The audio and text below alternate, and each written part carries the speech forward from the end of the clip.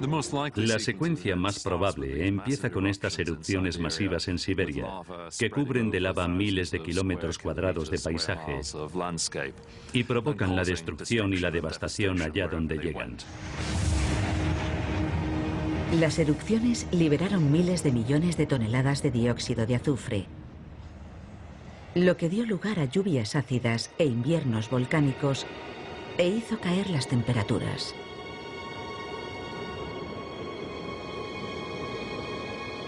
El cambio climático acabó con las plantas de todo el planeta y rompió la cadena alimenticia. Los herbívoros, como los dicinodontes, murieron de hambre. Y con ellos los carnívoros a los que servían de alimento. Un 10% de las especies desapareció. Pero esto no era más que el principio. Otro gas liberado por las trampas siberianas iba a empeorar enormemente las cosas.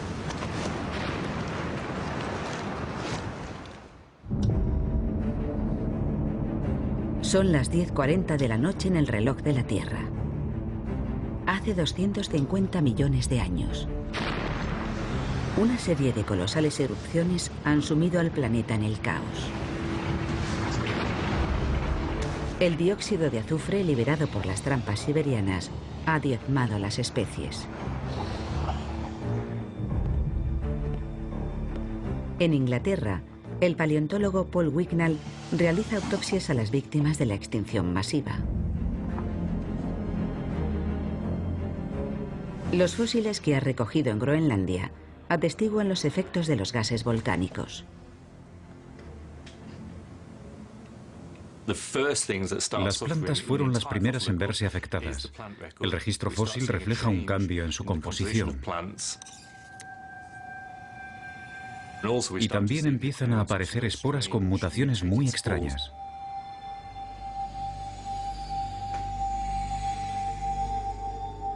Las plantas fosilizadas muestran un mundo que lucha por adaptarse al cambio climático. Y también registran los efectos de otro mortífero gas volcánico, el dióxido de carbono. Los pequeños orificios que aparecen en la superficie de las hojas son indicadores claros de la cantidad de CO2 que había en el aire. Las plantas necesitan dióxido de carbono para crear energía y lo absorben a través de diminutos orificios en la cara interior de las hojas. Cuanto más CO2 hay en el entorno, menos orificios necesita la planta para absorberlo. Cuando los científicos estudiaron las hojas fosilizadas de hace 250 millones de años, descubrieron una llamativa y repentina reducción del número de orificios. Todo indicaba que al principio de la extinción, los niveles de dióxido de carbono se habían disparado. Y eso solo podía significar una cosa. Las erupciones de las trampas siberianas debieron liberar miles de millones de toneladas de CO2.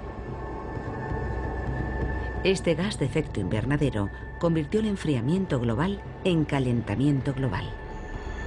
Los científicos calculan que la cantidad de dióxido de carbono que contenía la atmósfera tras las erupciones era 20 veces superior a la actual, más que suficiente para afectar radicalmente al clima y provocar un calentamiento global desbocado. El resultado fue una elevación de la temperatura global de al menos 5 grados centígrados. Y se produjo de forma episódica. Es posible que hubiera repetidas subidas periódicas. Una subida de 5 grados centígrados puede no parecernos excesiva, pero tuvo un efecto devastador en el clima de la Tierra. El calentamiento de la atmósfera afecta la forma en que se genera y distribuye la lluvia. Al elevar la temperatura, el CO2 alteró los sistemas climáticos globales. En las regiones ecuatoriales simplemente dejó de llover. En Sudáfrica, la cuenca del Karoo sufrió intensamente el impacto del cambio climático. Sus verdes praderas se convirtieron en un desierto abrasador. El paleontólogo Roger Smith intenta descubrir cómo afectó este rápido cambio de paisaje a los habitantes del Karoo. Y ha encontrado a una de las víctimas.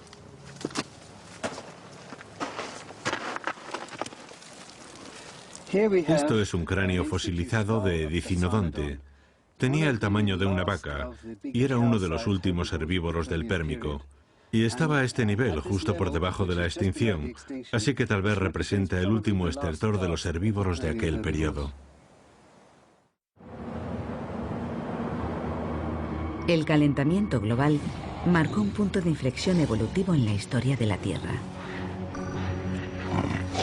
Animales y plantas sucumbieron a la sequía y al hambre. Un 35% de las especies pereció. Pero los efectos de la erupción apenas habían empezado a dejarse sentir. La subida de las temperaturas desencadenó un efecto dominó y comenzó la siguiente fase de la terrible extinción. Esta vez en los océanos.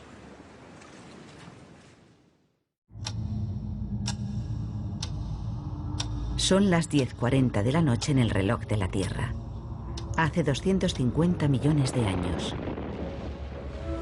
Las erupciones volcánicas masivas liberaron primero dióxido de azufre, que enfrió el planeta, y después dióxido de carbono, que lo recalentó.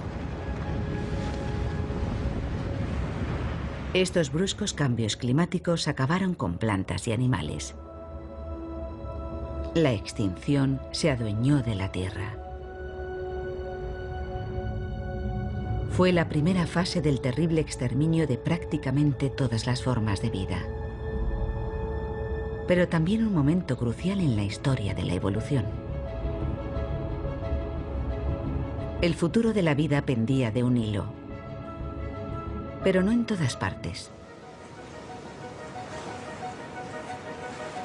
Hasta entonces, los océanos habían escapado de la extinción. Los océanos estaban llenos de vida. Había arrecifes de coral y otros muchos tipos de criaturas, como los tiburones, habitaban el lecho marino. Había una enorme diversidad. El agua sería de color azul como en cualquier mar tropical. A cierta distancia tendría el aspecto de un arrecife actual. Pero el cambio climático iba a cambiarlo todo. El paleontólogo Paul Wignall ha encontrado pruebas de la siguiente fase de la mortífera extinción masiva: la muerte de los océanos. Esta es una de las rocas que hemos recogido en Groenlandia. Es muy negra, algo típico de este periodo, pero lo más revelador son estos bonitos cristales dorados. Esto es pirita, el oro de los tontos. Y si está ahí es porque no había oxígeno en el suelo marino. Es un descubrimiento de gran importancia. El llamado oro de los tontos solo puede formarse en un entorno carente de oxígeno. El descubrimiento de pirita en rocas de hace 250 millones de años solo puede significar una cosa. De alguna forma, los océanos se habían quedado sin oxígeno. Era un hallazgo de gran trascendencia, desconocido hasta entonces. Revelaba una repentina ausencia de oxígeno en el último período del Pérmico, algo completamente nuevo. Nos estaba sugiriendo una forma muy diferente de exterminio de la vida marina.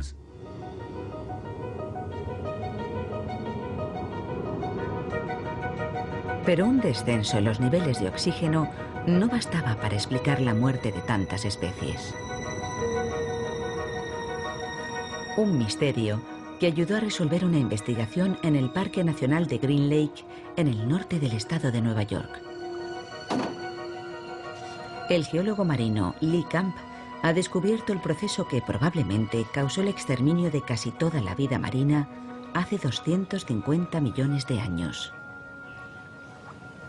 Green Lake es como un microcosmos de lo que pudieron ser los océanos a finales del Pérmico, cuando se produjo la gran extinción masiva. Es un hábitat único, y lo que lo diferencia de la mayoría de los lagos es que en la superficie es un lago normal, pero en el fondo su agua es venenosa.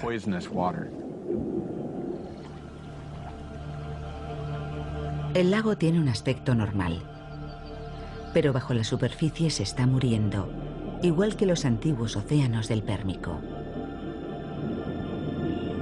El agua se está estancando y los niveles de oxígeno están descendiendo. Camp y un equipo de la Universidad de Pensilvania llevan 5 años monitorizando la lenta muerte del lago. En el fondo, han encontrado colonias de cromatiales o bacterias rojas del azufre, un organismo que solo vive en aguas ricas en un gas altamente tóxico, el sulfuro de hidrógeno. El sulfuro de hidrógeno o ácido sulfídrico es un residuo producido por bacterias que prosperan en aguas carentes de oxígeno. Cuando los niveles de oxígeno caen hasta un punto mínimo, los organismos que no toleran el oxígeno empiezan a multiplicarse y a producir un residuo, el ácido sulfídrico, que es venenoso para los seres que respiran oxígeno. El ácido sulfídrico es un ingrediente clave en la formación de la pirita. Las grandes cantidades de pirita presentes en las rocas recogidas en Groenlandia indican que el mismo proceso que se está desarrollando en este lago tuvo lugar a gran escala en los océanos pérmicos. Camp y su equipo están registrando el ascenso de los niveles de ácido sulfídrico y lo hacen controlando el crecimiento de las bacterias rojas del azufre y las variaciones de la profundidad a la que se encuentran. Saben que han encontrado bacterias cuando sacan agua rosada. El agua rosada indica la presencia de bacterias rojas del azufre. Es lo que nos indica que estos organismos han alcanzado una densidad de población considerable. Cuando hay tantos, el agua se vuelve rosada. Por debajo de esta capa tóxica, los animales que respiran oxígeno no pueden sobrevivir. Camp va registrando minuciosamente la profundidad a la que encuentra agua rosada en las diferentes zonas de Green Lake.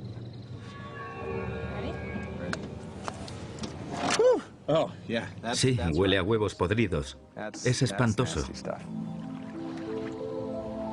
Según descienden los niveles de oxígeno en el lago, aumenta la presencia de ácido sulfídrico y aparece agua rosada cada vez más cerca de la superficie.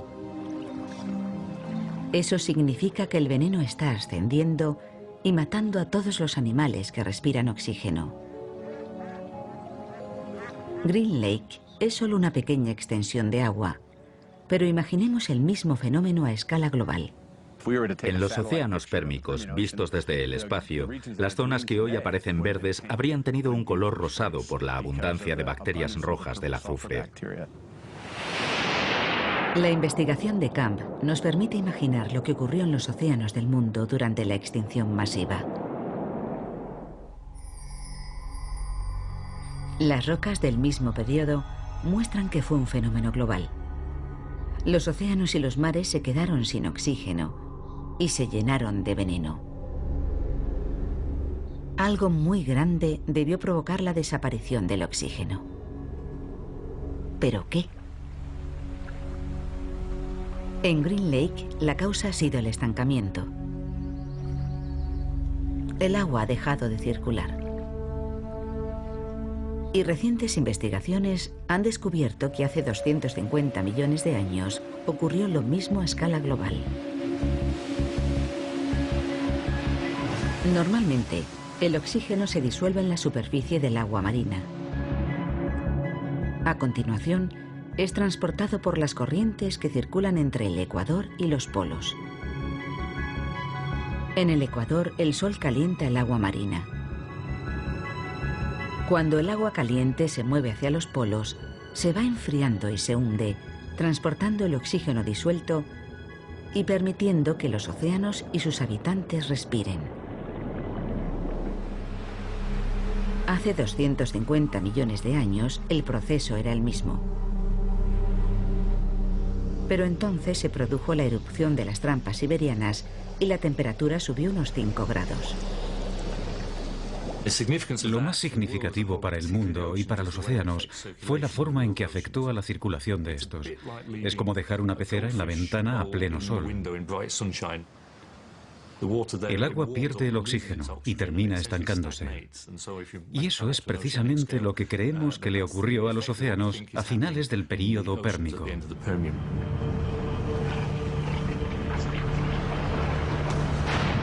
Hace 250 millones de años, el rápido calentamiento global generado por los gases volcánicos no solo elevó la temperatura de la atmósfera, también calentó los océanos. Estos dejaron de transportar el oxígeno y se estancaron, empezando a producir ácido sulfídrico y convirtiéndose en un caldo de cultivo ideal para las bacterias. Creemos que el calentamiento provocó la acumulación de ácido sulfídrico en el océano profundo. Las concentraciones de ácido llegaron a ser tan altas que terminaron invadiendo la superficie y expulsando a todos los organismos que respiraban oxígeno al arrebatarles su espacio vital.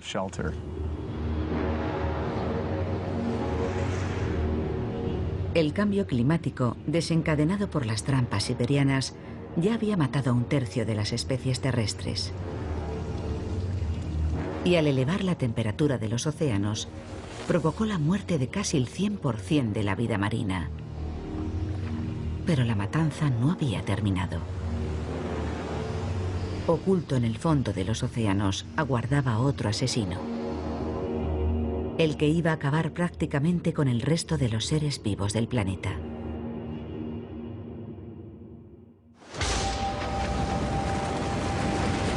Las erupciones de las trampas siberianas habían sumido a la Tierra en el caos, cubriendo un área similar a la de Estados Unidos con una densa capa de roca fundida. Lo que puso en movimiento una cadena de eventos que estuvo a punto de acabar con todas las especies de la Tierra. El dióxido de azufre provocó lluvias ácidas e inviernos repentinos. Y a continuación, el dióxido de carbono elevó tanto la temperatura que la cadena alimenticia se colapsó. Los océanos se calentaron y los niveles de oxígeno se desplomaron. Las bacterias saturaron el agua de ácido sulfídrico, convirtiendo los mares en una zona de exterminio. Estos fenómenos acabaron con un 70% de las poblaciones vegetales y animales en tan solo 50.000 años. Pero las especies que consiguieron sobrevivir iban a recibir el golpe de gracia.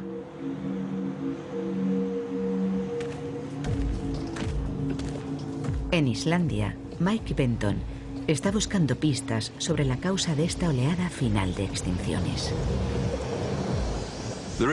Cuesta comprender que un aumento del CO2 y una repentina subida de las temperaturas pudieran causar una catástrofe de tales dimensiones. Un ascenso repentino de 5 grados centígrados no exterminaría la vida de una forma tan catastrófica. Algo más tuvo que contribuir a una extinción a tan gran escala.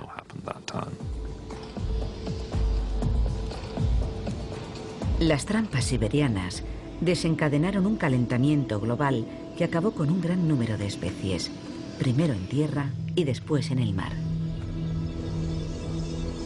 Pero las temperaturas volvieron a subir, otros 5 grados.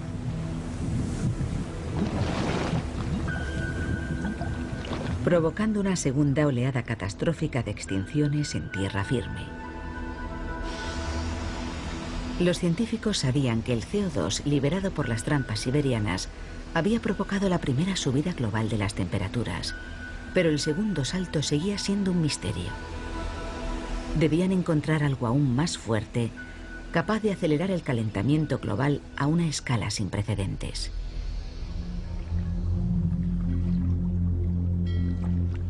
Y encontraron la respuesta a este misterio en el fondo del océano, frente a la costa californiana de Santa Bárbara.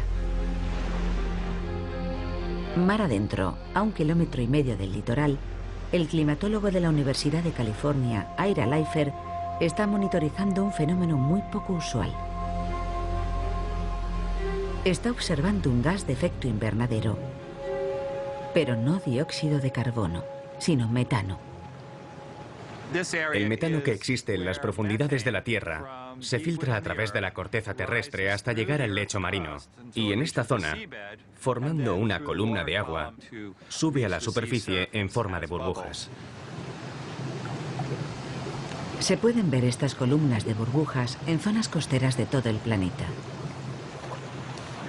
Y esta, al sur de California, brinda al equipo de Leifer una oportunidad única de estudiarla de cerca. Buceando en las frías aguas del Pacífico, sus alumnos recogen muestras de metano recién salidas de una fumarola, que indican que en lo relativo al calentamiento global, el metano es un supergas. El metano es un gas de efecto invernadero muy potente, unas 20 o 25 veces más potente, molécula por molécula, que el CO2.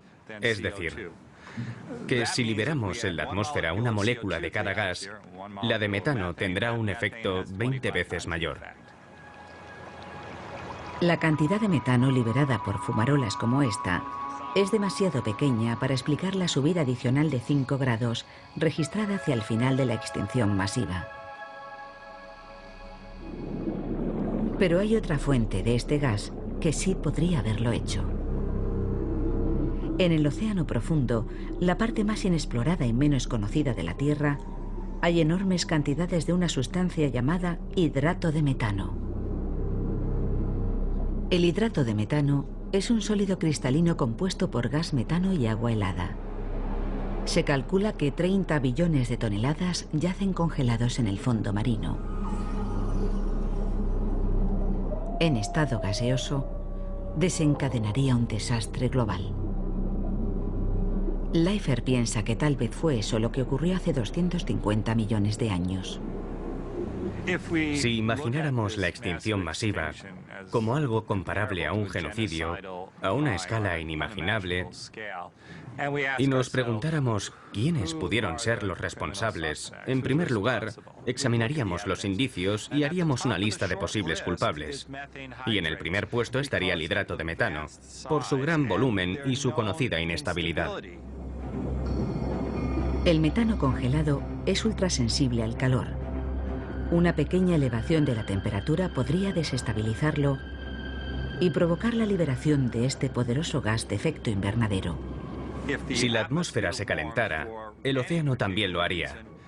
El hidrato de metano liberaría el gas que, al calentar aún más la atmósfera, produciría un nuevo aumento de la temperatura y la liberación de más metano. Sería un ciclo constante de retroalimentación. Hace 250 millones de años, miles de millones de toneladas de gases volcánicos desencadenaron uno de estos ciclos. La temperatura de la Tierra se elevó 5 grados centígrados, suficiente para deshelar el hidrato de metano congelado del fondo de los océanos y liberar en la atmósfera miles de millones de toneladas de este poderoso gas de efecto invernadero.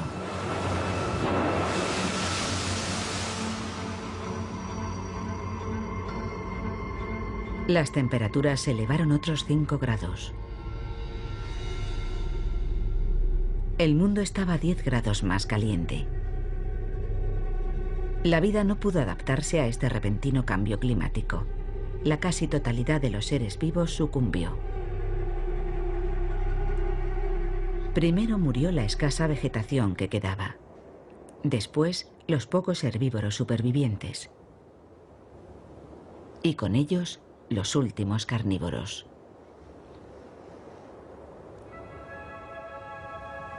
La cadena alimenticia no solo se había roto, prácticamente había dejado de existir. Pero a pesar de esta abrumadora serie de catástrofes, la vida evolucionó y con ella la raza humana. Debemos nuestra existencia a unos héroes de 4 patas casi desconocidos.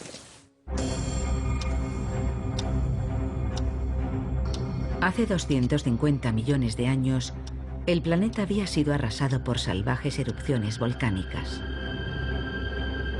Los gases tóxicos liberados provocaron un caos climático global y casi exterminaron la vida en la Tierra.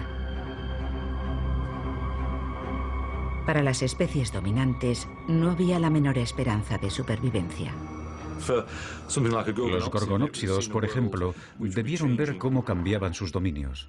Sus presas eran cada vez más escasas y la temperatura aumentaba rápidamente.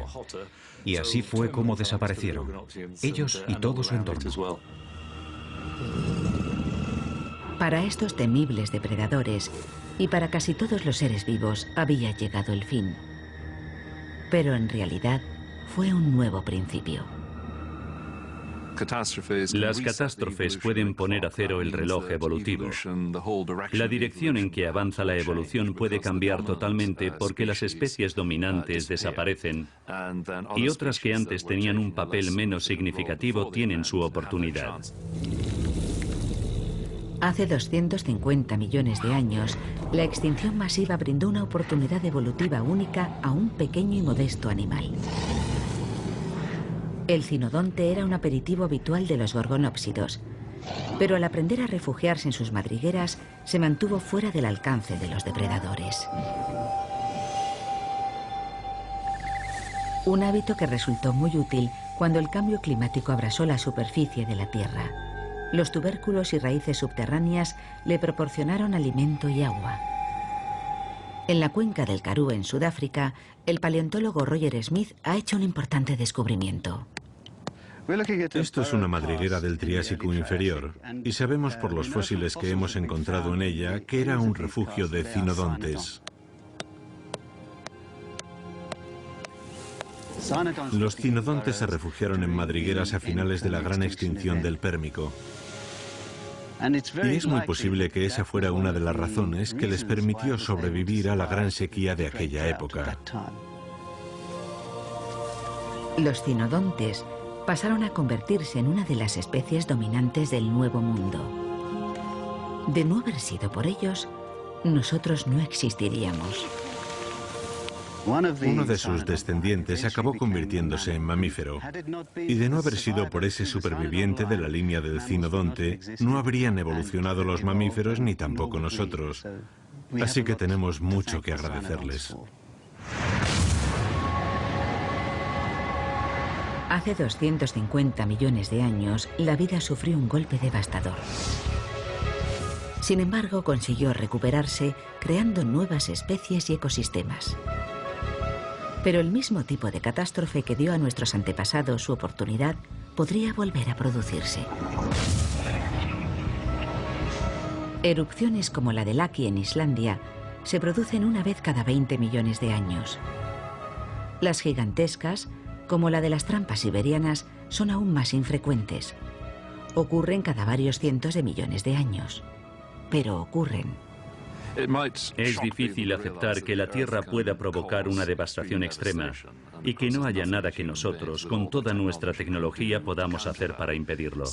Ante una erupción semejante a la de las trampas siberianas, es difícil calcular cuántos seres humanos podrían protegerse de ella, pero sin duda provocaría una mortandad y una destrucción terribles. Nadie estaría a salvo.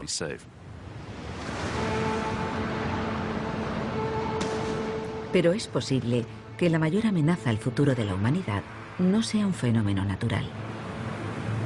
Por primera vez en la historia, la especie dominante del planeta está alterando el delicado equilibrio de su ecosistema. Nuestras emisiones de dióxido de carbono están teniendo un impacto catastrófico. Tenemos el potencial de liberar 2 o 3 billones de toneladas de dióxido de carbono en el próximo par de siglos. Las trampas siberianas liberaron una cantidad similar, pero lo hicieron a lo largo de milenios, quizá en 1 millón de años. Así que estamos hablando de comprimir el evento de las trampas siberianas en la corta historia de la actividad humana en tan solo 1 o 2 siglos. Da miedo pensarlo. Los científicos temen que el calentamiento global descontrolado del pasado pueda volver a ocurrir en el futuro. Más de 30 billones de toneladas de hidrato de metano yacen congelados en el fondo del mar. Y la posibilidad de que se deshielen masivamente es hoy tan real como lo fue hace 250 millones de años. Pero esta vez lo habremos provocado nosotros. Si seguimos contaminando al mismo ritmo, provocaremos una catástrofe.